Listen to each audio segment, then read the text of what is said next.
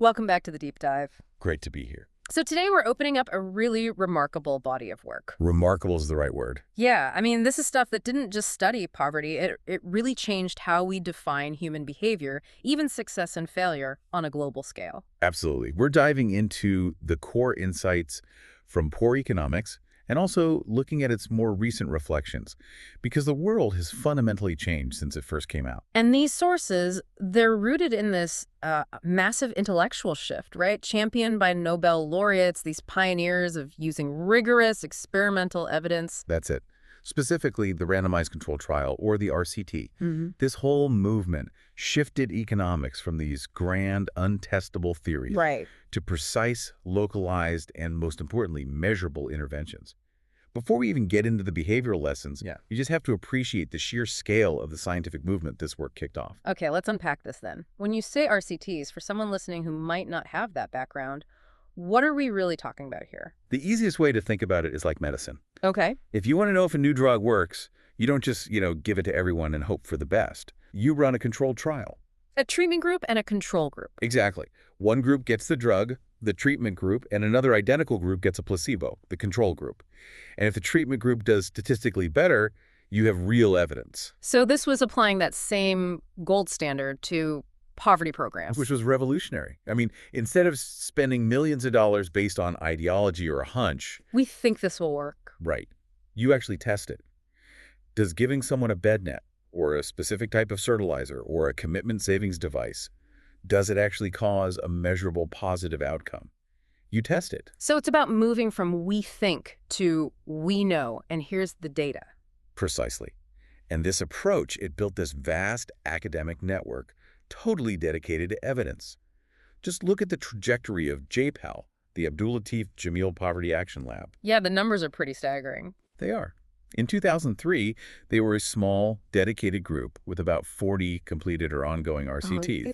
By 2008, that number jumped to over 300.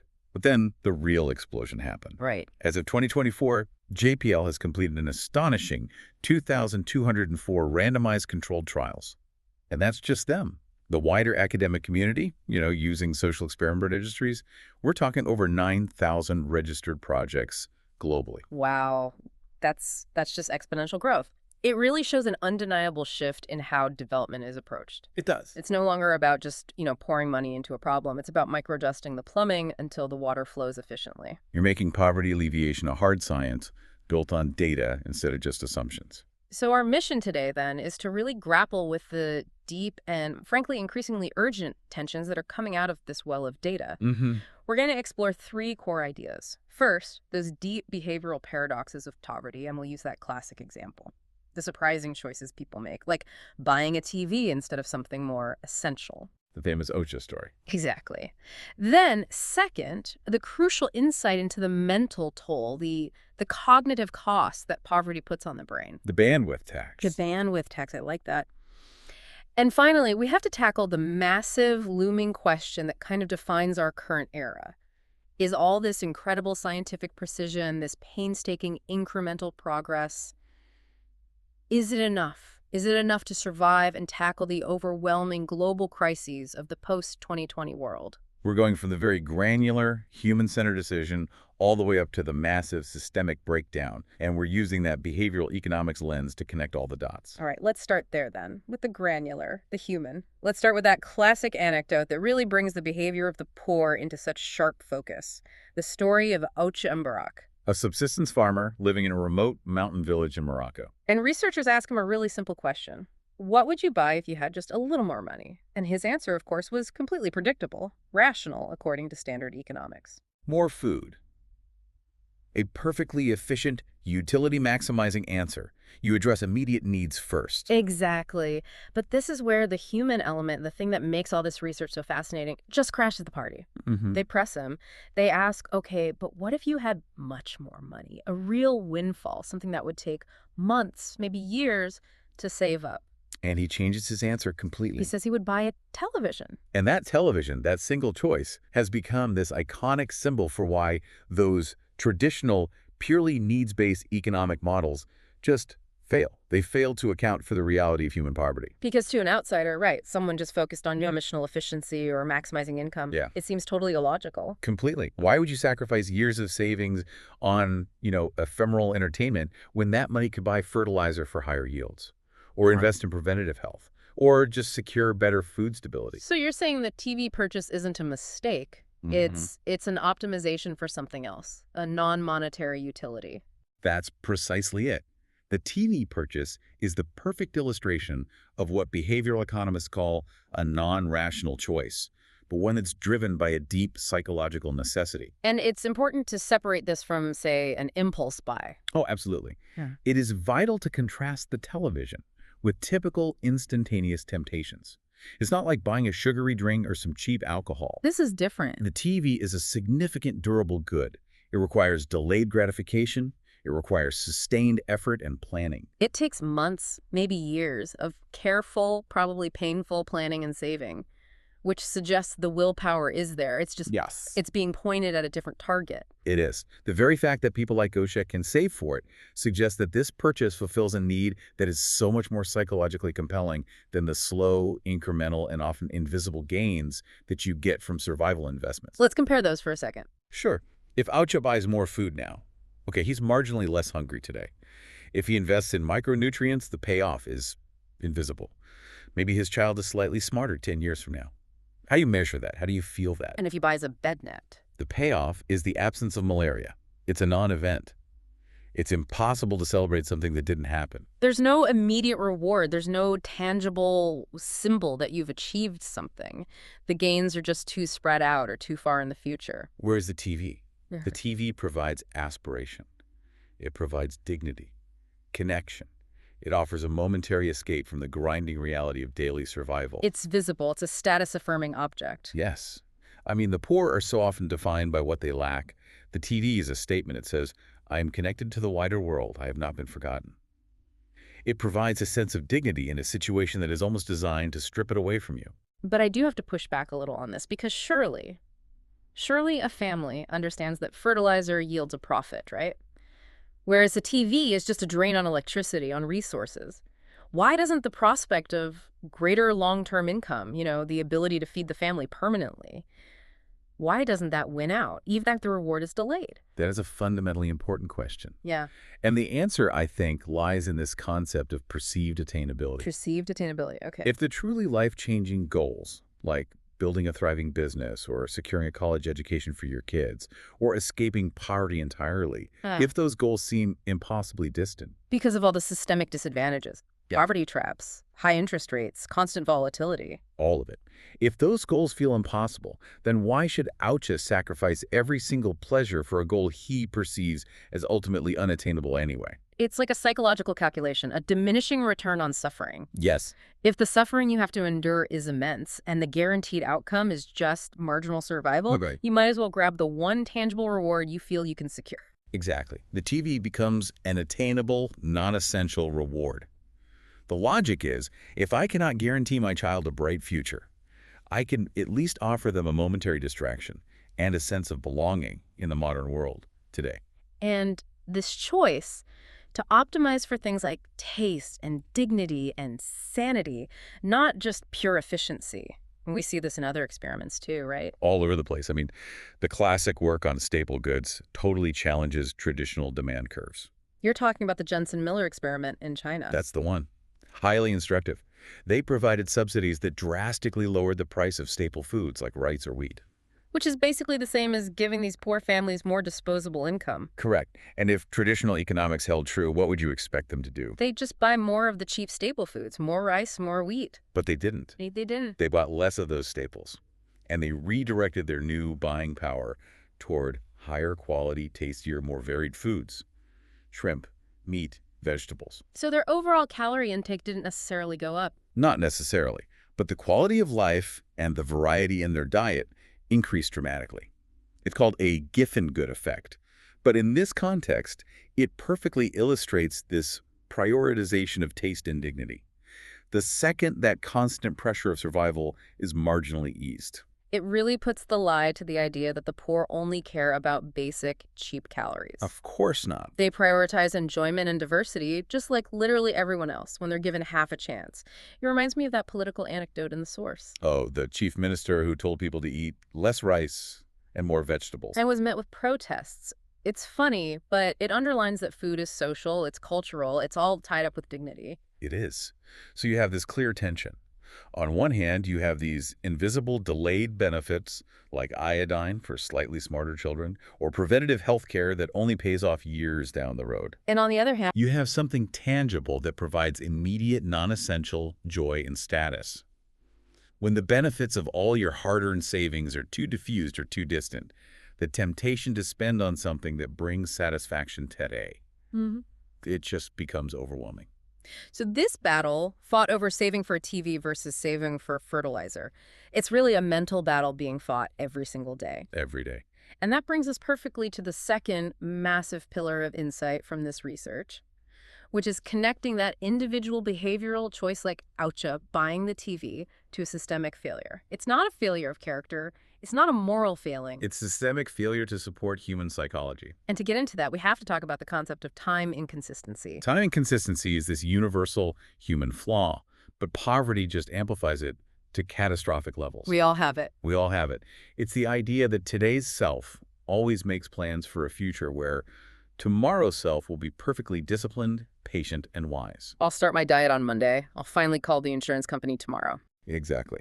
But for the poor, that inconsistency carries immense, often existential, financial, and health consequences. And the research explains why the poor are so often unable to bridge that gap between today's self and tomorrow's self. It's because poverty systematically drains the cognitive resources you need to be disciplined in the first place. Mm-hmm. Tell us more about that, about self-control fatigue and the idea of cognitive load. So, psychologists often view self-control as a finite resource. Think of it like a muscle. Okay. It gets fatigued with overuse. Every time you consciously resist a temptation or make a complex calculation or navigate a financial decision under stress, you are depleting that muscle. Right. Now, just compare the cognitive environment of an affluent person versus a poor person. Give us an analogy for someone listening. How does the affluent person's brain operate differently in this context? Affluent individuals benefit hugely from systems where saving or doing the right thing is the passive default. The path of least resistance. It is. Think about your retirement savings. They're likely automatically deducted from your payroll every month into a 401k. If you want to spend that money, you have to exert willpower. You have to log in, fill out forms, and actively opt out. Everything is designed to make success the default. You have recurring payments for utilities, your phone, maybe even clean water delivery. The wealthy are on financial and planning autopilot, which means their mental energy, their self-control muscle, is reserved for big decisions or solving big problems. Okay, now contrast that with the environment of the poor. They have to overcome self-control issues constantly. To save money for next season's fertilizer or a child's tuition, they have to physically hold cash and consciously choose not to spend it. Every single day. Every temptation requires an active choice. Every single one. A guest who needs hospitality, a minor illness, the sudden appearance of cheap street food. Each one requires an active, fatiguing choice to protect that little pool of savings. They're constantly being asked to choose discipline again and again and again with no systemic backup. I'm thinking of those farmers in the source who basically provided the empirical proof of this, Wycliffe Ocha and the Madimbas. They literally designed a behavioral trick to help their stressed future selves. They did. They understood they had to change the default environment themselves. Ocha, he would immediately buy the physical goods, the seeds, and the fertilizer right after he got paid from the harvest. Why? Because he knew. He knew if he kept the cash, it would be spent. An immediate, urgent problem would come up, and the cash would be gone. By converting that liquid cash into a physical asset, he took the option of immediate spending off the table. And the Madimbas did something similar. They acknowledged that if problems arose and the cash was already gone, they would force themselves to find solutions. They'd borrow money or take a side job as a rickshaw driver rather than selling the fertilizer they'd already stored. So that single initial act of self-control, buying the physical goods, it locked them into a better long-term outcome. Yes, they were essentially creating a DIY commitment device because the market didn't provide one for them. Which is Brilliant, but also incredibly resource intensive. Yes. It's exhausting just thinking about it. It is. And we have to connect this environment to the emotional, the biological toll. Poverty creates immense pressure, constant stress, that constant uncertainty about food, housing, healthcare. It means the brain is consistently bathing itself in stress hormones like cortisol. And the physiological result is that people become more impulsive, more present-focused, less capable of complex, abstract thought.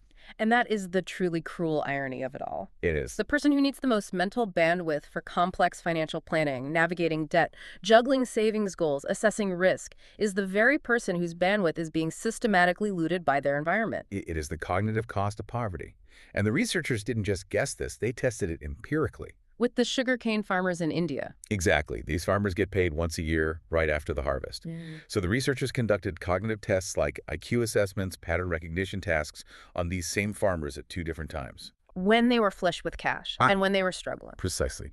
Right after the harvest, when their financial situation was good, and then again right before the next harvest, when cash reserves were lowest and stress was highest. And what did they find when they compared those 2 periods? They found that simply being poor and stressed consumed cognitive capacity equivalent to a significant drop in IQ score, about 13 or 14 points. So that's staggering. It's staggering. And crucially, they controlled for other factors, like hunger or lack of sleep or physical labor. The results held. It was the mental taxation of managing scarcity, the constant preoccupation with debt, the need to make impossible trade-offs. That was what was draining their mental energy. So when you are poor, you are functionally impaired, not because you lack intelligence, but because you lack mental bandwidth. Yes. You simply cannot allocate the necessary resources to calculate the future value of, say, a cheap malaria net or clean water because your brain is completely overwhelmed just managing today's crisis. And we see this play out consistently with healthcare adoption. People know that chlorinating water is cheap and prevents fatal disease, but they don't do it consistently. They know their children need vaccinations, but they need systems that make the choice automatic, not systems that rely on them actively remembering to be disciplined every single day while their cognitive resources are depleted. So the policy implication here becomes crystal clear. We have to stop relying on the Herculean, fatiguing willpower of individuals who are already under immense stress. We do. Instead, we have to prioritize changing the environment, the institutional and physical defaults. We have to make healthy and economically sound choices the path of least resistance. We need systems designed to protect people from their own stress-driven impulsivity. And that's the core takeaway from all this evidence. It is. The evidence shows that policy succeeds when friction is reduced or defaults are changed. Policies that use mechanisms like committed savings accounts, where customers voluntarily agree not to withdraw money before a target date, just like the farmer buying fertilizer, they are effective. You see it in healthcare, too. Definitely. Programs in India and the Philippines saw dramatically increased healthcare adoption when they stopped trying to teach people health principles and just bundled healthcare visits with the removal of small fees. They lowered the cognitive friction and the behavioral hurdle at the same time. It seems like that era, say, between 2008 and 2019, was really the golden age for these kinds of micro-solutions, where precision economics was solving one problem at a time. It was. But now we have to face the music of the new global reality. I mean, that micro-success story, that era of incrementalism, it was undeniably powerful. The source highlights that global extreme poverty rates, adjusted for purchasing power, dropped significantly. From 18.6% in 2008 down to 8.9% in 2019. That is not a small change. That's hundreds of millions of people lifted out of the most dire conditions. And measurable progress was the hallmark of that decade. It was. We saw huge gains in basic quality of life indicators. For example, infant mortality in sub-Saharan Africa. It dropped from over 100 per thousand in 1990 to 50 per thousand by 2021. That's cutting it in half. Primary school attendance rose dramatically. We had the evidence, and we had a relatively stable, internationally engaged political landscape to actually implement it. But now we have to pivot. We have to look at the darker global backdrop described in the source's revised edition, the one reflecting the context of 2025. Yeah. The complexity and the threat level are just exponentially higher.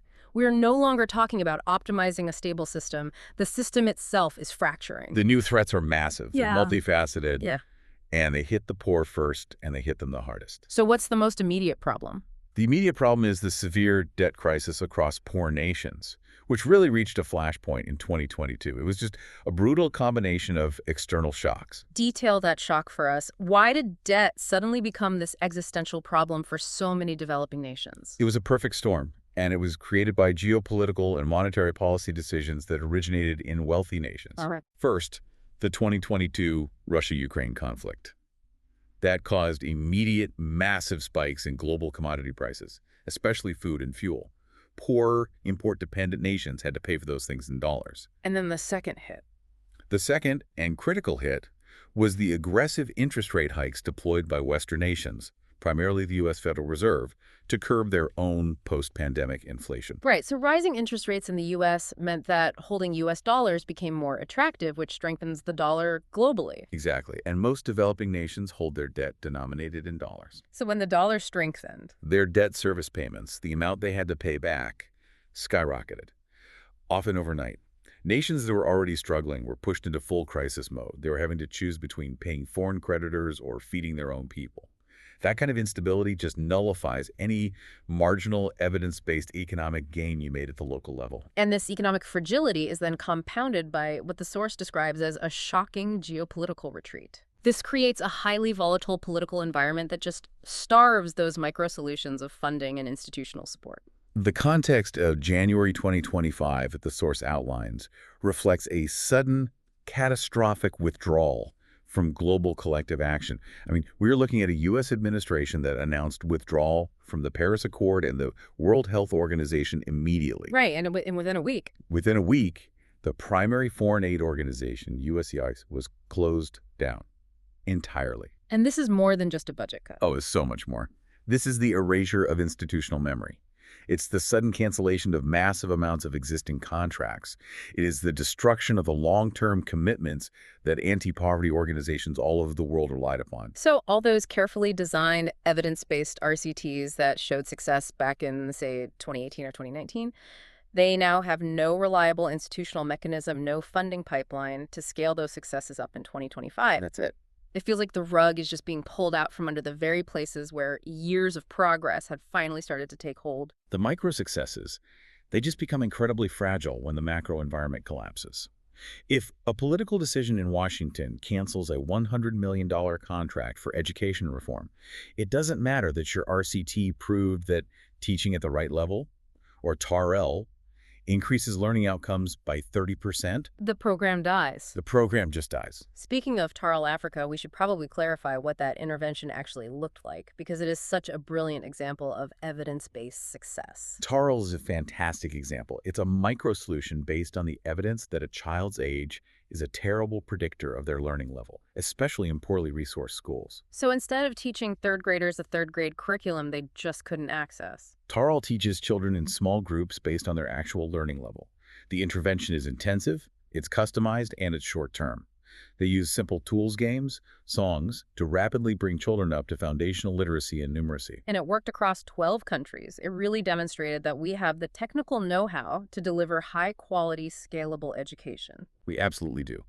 But that success is contingent on stable, predictable funding and international cooperation. And that is what is now in question. And we haven't even touched on the long-term existential threats yet. The climate imperative. Mm-hmm. Wealthy nations are the primary cause, but the poorest, hottest regions are facing that dual risk of high temperature, low resources.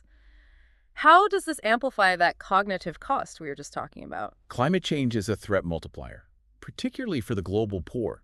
Increasing average temperatures mean heat stress becomes pervasive. It impacts not just agricultural output, destroying yields, forcing migration, but it also impacts human biology. Right. Studies show that extreme heat reduces cognitive performance, it increases aggression and impulsivity. So the climate crisis actually compounds the cognitive tax of poverty. It demands higher cognitive capacity while simultaneously degrading it. And then there's the threat of technology, specifically the rapid advancement of generative AI. This poses a unique and immediate threat to the burgeoning middle class in developing nations. Yeah, and this is a really critical point that the revised source material highlights. Because we're not talking about AI taking factory jobs anymore. No. We are talking about the elimination of the new middle-skill jobs. Things like accounting, remote coding, back-office support, business process outsourcing BPO. These were the foundation for the burgeoning urban middle class in places like India, Kenya, and the Philippines. These were the stable, high-trust jobs that pulled families out of the poverty trap. The jobs that required literacy, basic computer skills, and that cognitive bandwidth we talked about. Exactly. And if AI systems can handle 80% of routine BPO tasks by 2030, that entire pathway to economic mobility is potentially closed off. This risks polarizing the global economy into a few super-rich tech hubs and the rest, a global inequality problem massively exacerbated by technology. So we have the evidence. We know that small-scale evidence-based intervention works. We have the data on Taral, Africa. We saw dramatic behavioral shifts during COVID-19 using these behavioral nudges. The COVID-19 pandemic offered a powerful, real-time lab for behavioral insights. There was research in West Bengal that showed that simply using a high-trust, high-profile messenger, like a Nobel Prize winner, to send a 2.5-minute video message, Yeah. it resulted in a significant increase in reported symptoms and protective behaviors, even when compared to highly detailed informational videos. So the delivery mechanism, the credibility of the messenger, it just cut through all the political and informational noise regardless of the nuanced content. The messenger's identity mattered more than the nuanced information, and this principle of leveraging trusted channels wasn't limited to a specific political context. We saw in the U.S. too. Yeah, studies in the polarized U.S. context showed that physician-delivered messages on Facebook, even during contentious holidays like Thanksgiving, resulted in a drop in infection rates that was equally effective in regions all across the political spectrum. So despite the ideological divides, the channel for receiving information from credible sources, like doctors, it wasn't entirely blocked. No. The capacity for effective, precise interventions is arguably at an all-time high. But the problem set has become more extensive, complex, and threatening. Yes. Which forces us to ask, can these micro-improvements survive a macro-level collapse driven by debt and political turmoil? Can the careful work of Ocha saving for a better future survive a geopolitical withdrawal that crashes his nation's economy? The source suggests the issue is less about technical know-how, we know how to make the water run efficiently, and more about global collective action and political will. And the comparison of COVID spending is perhaps the most damning piece of evidence here.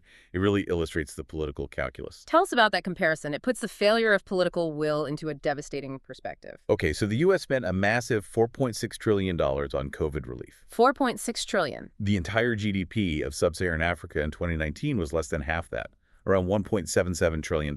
Wow. The authors calculate that if wealthy nations had simply spent a fraction of that, less than 1/10 of the U.S. budget, roughly $407 billion, they could have ensured adequate COVID protection for all of sub-Saharan Africa.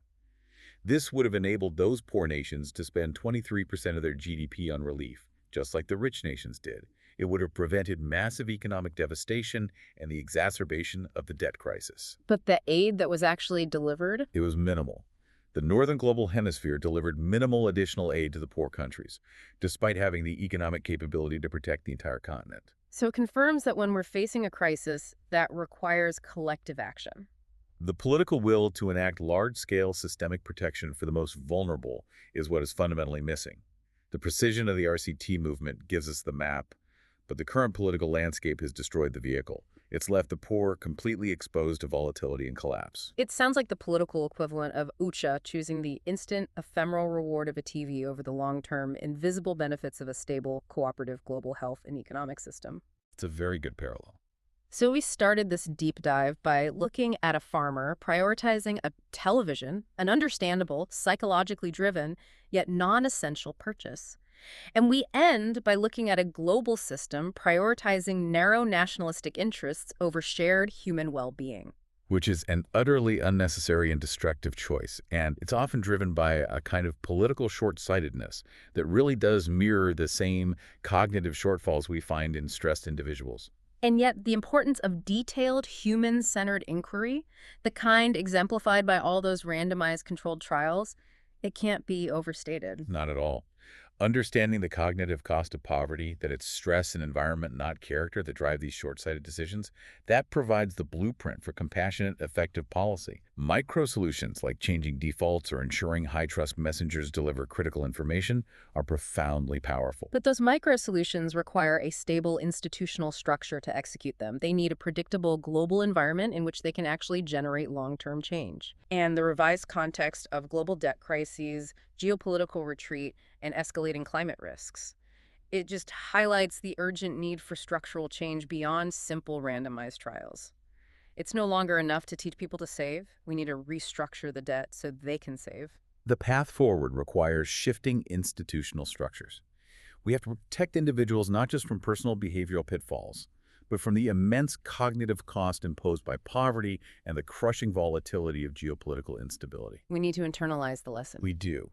People need systems designed for their success, whether that system is a committed savings account in a village or a global cooperation mechanism. So what does this all mean for you, listening to this, taking this information back into your world? If the deepest lesson from poverty research is that we must change the default environment to ensure individuals can make better long-term choices, taking the cognitive effort out of saving, health, and planning, how can we apply that same principle to global governance? If Ocha and Barak needed a system to automatically lock his savings into fertilizer, the world needs a system to automatically lock nations into collective responsibility. So here's the final provocative thought for you. What single, small, systemic policy change could wealthy nations implement right now to make climate responsibility, global health funding, and automatic debt relief the effortless automatic default? Something that ensures these crucial long-term objectives are not reliant on fleeting, high-effort political willpower every single election cycle. Think about that tension between the power of small, evidence-based changes and the necessity of massive systemic shifts. We'll leave that with you.